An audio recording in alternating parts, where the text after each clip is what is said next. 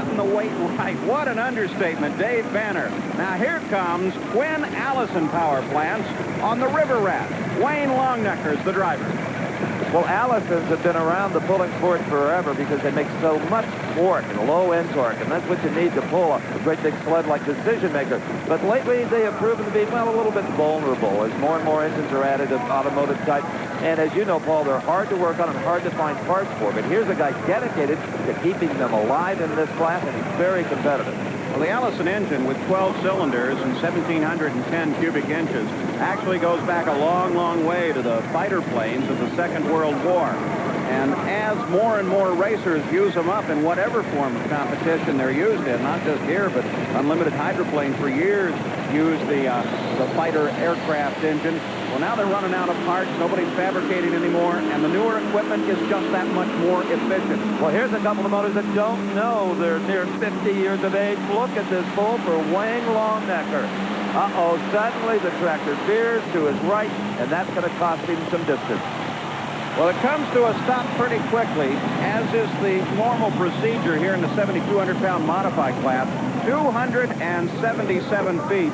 Not nearly enough. Again, we have two men who have pulled the full distance at 300 feet, John Heilman and Mike Piper. There you see the distances to this point, and the first two men will definitely go to a pull-off. The question is, who else may in fact join them? Well, there's only two competitors left that can try to join this exclusive club of Heilman and Piper. And don't you know that Ron Hickson, as he guides Decision Maker back, is already thinking about the changes he's going to make to stop him in the pull-off. Evil man. Steve Evans, and you're looking at Dave Walsh as he sits atop his machine, a 7,200-pound modified tractor called the Irish Challenger. Now, Steve Evans is a man who loves things mechanical. Maybe he just likes getting his hands dirty more than anything else. And earlier, he took a look at this machine. You're looking at Dave Walsh's Irish Challenger. And on the surface, anyway, it doesn't appear to be that unique. We've seen this configuration before. 2 engines on the left, 2 engines on the right, and a 5th engine, when necessary for the unlimited class, can be bolted right here. The inherent problem with this kind of a design has been the engine torque. The engines all turning in the same direction would twist the tube frame to the breaking point, hiking the left front wheel high in the air, burying the right one in the dirt. All in all, not a good situation for competitive pulls. Dave has solved that problem. These engines run backwards, so the torque is applied equally to the left and to the right. And it's really not all that difficult. You have the camshaft ground backwards, you make a few oiling changes to the crankshaft, and for sure, you change the gears inside the blower drive, so the blower is blowing instead of sucking air. Another interesting thing here, look how these engines are mounted right down here. They're not mounted, really. They are an integral part of the entire chassis, one stiff unit. $200,000 worth of engineering expertise, a masterpiece, and a favorite at the Astrodome. A little bit of monocoque construction, and of course, in theory, with the engine turning in opposition, then everything ought to stay nice, smooth, and level. We'll find out if it really works here in just a moment, because Dave Walsh is ready with the Irish Challenger, and already he pulls the power, front-end staying on the ground, and it looks like the theory works fine in practice. A nice, even pull. The 4 motors continue to pull, and without any question, across the line, a full pull at 300 feet for Dave Walsh. Well, I tell you, the ingenuity in this sport really pays off for a guy like Dave Walsh who has the courage to try something new. Look at this machine work. Nice and smooth. Again, the engines on each side turning against one another, and so they're keeping the machine running level and easy, and he's got the front end perfectly balanced as he roars his way to a full pull. Well, Dave, they ought to show that piece of tape right there in truck pulling school. It was perfect. As the track is kind of tricky out there. I went up a gear. No, you ain't digging down very far. You stay on top, and you got, I think I have fast gear for this track. You may have some imitators real quick. Thank you. Well, Ron Hickson's got to be thinking about that one and what he can do now with 3 men in the pull-off. The question is, will the next man, the driver of the Texas Flash, and there he is, Don Nelson, join those 3? Don Nelson of Cat Springs, Texas, is the final competitor with a shot at joining that very exclusive pull-off club. He's glancing back there to make sure the hook is complete, get the slack out of the chain. And I was noticing with Dave Walsh, he never had the throttles all the way open to almost 3/4 of the way down the track. So there's such a thing as applying too much power too soon. Texas flag, 7,200-pound modified tractor as he spins the rear wheel. He can't get that front end off the ground. He doesn't have quite the balance he wants yet. Now it comes off as he continues to roar with the power. The throttle's fully open, and he comes up just a bit short of the line. Just a bit short for Don Nelson in the Texas flag. 292.72 feet, not the 300 that he would have needed to go into the pull-off.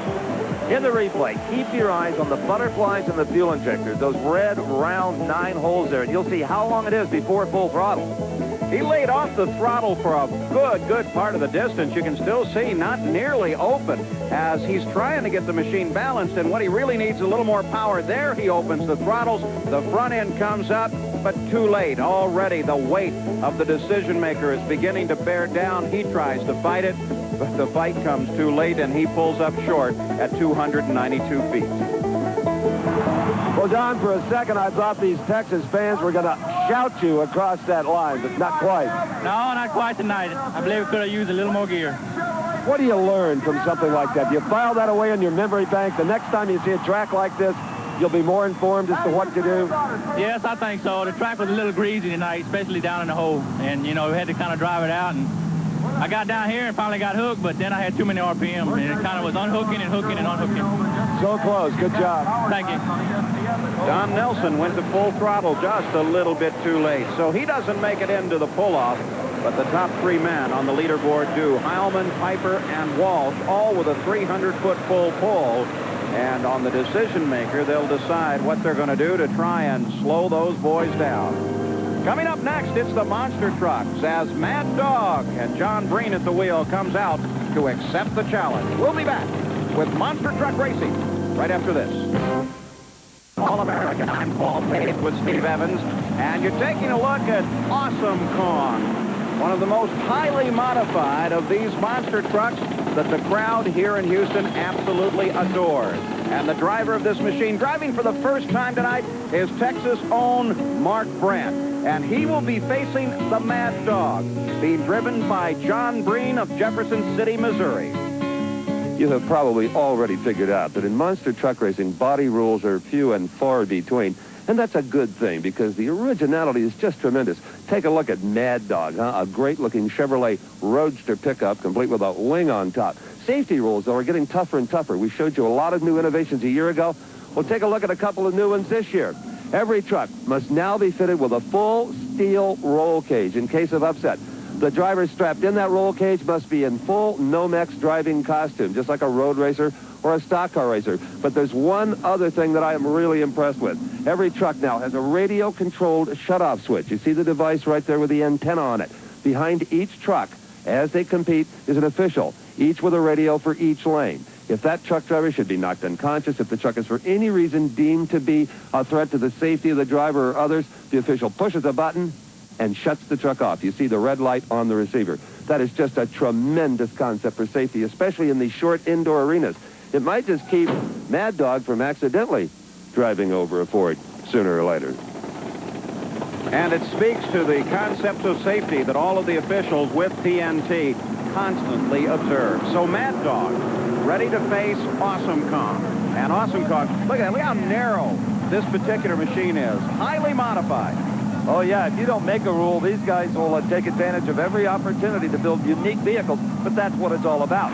And they're off on a very unique course. A couple of jumps here and then on to the crushed cart. The most interesting part of the course, Paul, is the hairpin they're coming up to.